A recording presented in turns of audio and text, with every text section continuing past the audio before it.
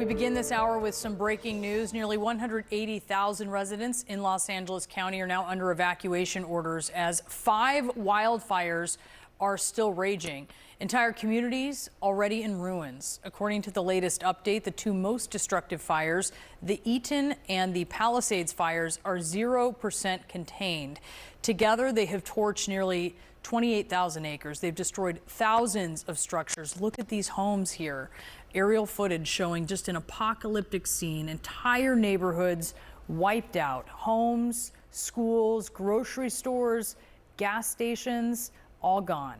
The LA fire chief calling the Palisades, pardon me, fire, quote, one of the most destructive natural disasters in the history of Los Angeles. At least 5 people are dead, but the sheriff warns that number could grow. At one point, we'll be able to do a more thorough search of these impacted areas. Some of them look like a bomb was dropped in them, where we will be able to bring in canines and other things to help us hopefully not discover too many fatalities. That's our prayer. But this is a crisis, and we don't know what to expect, but we're ready for everything. So be patient with us when you ask us about death toll numbers. Right now, frankly, we don't know yet. CNN's Julia Vargas is near the Eaton fire in Altadena, California, where officials say at least 5 people have died. Julia, how are things looking there now?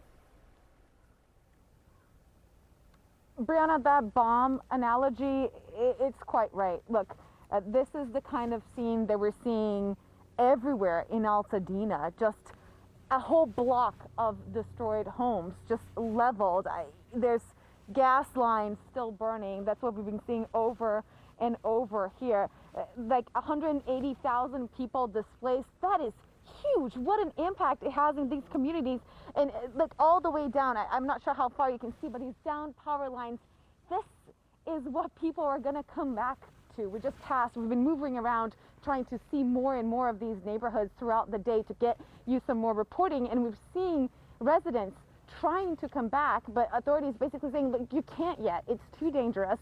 It's too soon. 180,000 people displaced. We also have 200-something households, 215,000 households without power because about half of those been turned off because officials are concerned about what that could mean for sparking further fires. We're hearing from meteorologists that there could be more winds coming tonight and through the weekend, and that could spread this fire further, even though for now it has stopped growing. But that is after it has damaged about 1,000 structures and put a lot more at risk, and all those people that are still without a place to go.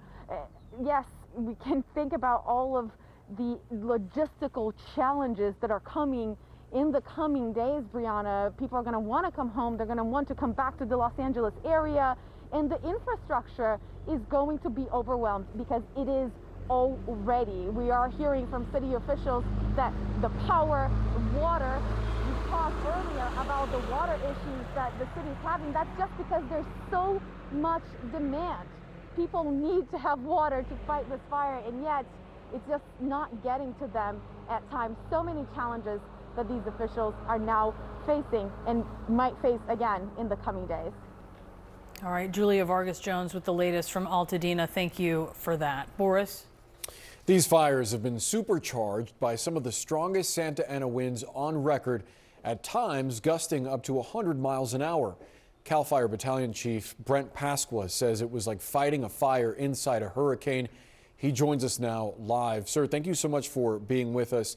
I understand that the winds, at least for the last few hours, have died down somewhat. Do you have an update on how much of the fires have been contained at this point? We don't have any new containment numbers, but this welcomed break in the winds is going to allow us to get that number to come up, to at least get some containment on this fire. Because the last 2 days with those strong winds, 80-mile-an-hour winds, there was just nowhere to anchor in and start putting this fire out. It was just trying to save lives. And on that work of trying to save lives, I know one of the difficult tasks that firefighters have in situations like this, as certain areas that have been inaccessible become accessible is finding folks that maybe did not get out. I wonder if you have any update for us on the death toll. I don't have any reports right now, nothing official. Our damage inspection teams have just arrived on scene yesterday to go in and sift through the damage, and nothing official as of now. We are glad to hear that at least the numbers appear to be holding where they are, even though it is anticipated that they may climb. I do wonder, sir, much has been made about this $17 million budget cut to the LA Fire Department last summer. How much have resources been a problem for you? Do you have what you need to fight these fires? Boris, I'm not sure exactly what the numbers and the budget cut, but I know when we requested resources, we got them. They were en route, they're on the road, they're here now. There's still more coming. So I haven't had any effect as far as we couldn't get anything because of a budget cut, but we're getting what we need. I know that for sure. So what would you say are the biggest challenges that you're facing specifically in some of these areas that have 0% containment? The number one was the wind, and the wind was just different on this Santa Ana event. We've fought fire before during Santa Ana's, and we've been able to control those fires. The winds this time were almost double what we're used to or what we've seen in the past. So again, once the wind stopped, like today, this welcome relief, it's been nice. We've been able to get all of our aviation assets up in the air, start dropping water, working with the ground troops. That coordinated effect is really going to make a difference.